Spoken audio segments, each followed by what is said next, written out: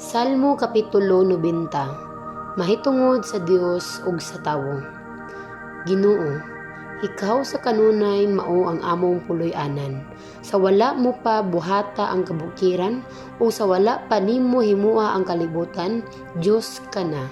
Walay sinugdanan o walay katapusan. Gisultihan mo ang mga tawo sa pagbalik ngadto sa ilang gigikanan. Gipabalik mo sila sa abog. Alang kanimo sama lamang sa usa ka adlaw ang usa ka libo ka tuig. Daw kagahapon lamang kun mulabay na kini sama sa mubong takna sa kagabihion.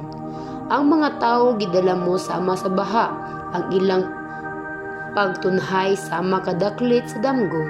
Sama sila sa mga sagbot nga manurok, inig kabuntag, ug unya mabuswak ug malaya, ug mamatay inig kahapon. Pinaagi sa imong kasuko, nangalaglag kami. Pinaagi sa imong kapungot, kami nangalisang. Gibutang mo sa imong atubangan aron ang among mga sala imong makita, bisan ang tinago namong mga sala. Tungod sa imong kasuko, dili magdugay ang among kinabuhi, matapos kini daw usa lamang kapag hupaw. Kapituan katuig lamang gayud ang gitas-on sa among kinabuhi, tingali kawaluan kun lig-on kami. Apan pulos lamang kagul-anan o kasamo kang among makuha, unya matapos kini og kami mahanaw. Kinsay nasayod sa gahom sa imong kasuko, kinsay nasayod sa kalisang nga pation unya namo tungod sa imong kapungot. Busa paanguha kami sa kamubo sa among kinabuhi aron mahimo kaming maalamon.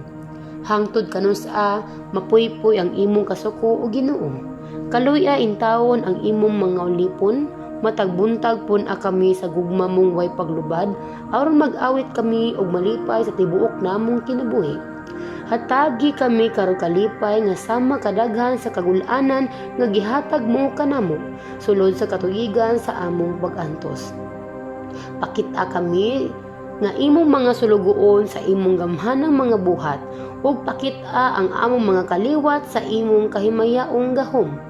Ginoo nga among Dios, panalanginin intawon kami ug hatagi kami kalampusan sa tanan namong pagbuhaton. Oo, hatagi kami kalampusan sa tanan namong pagabuhaton.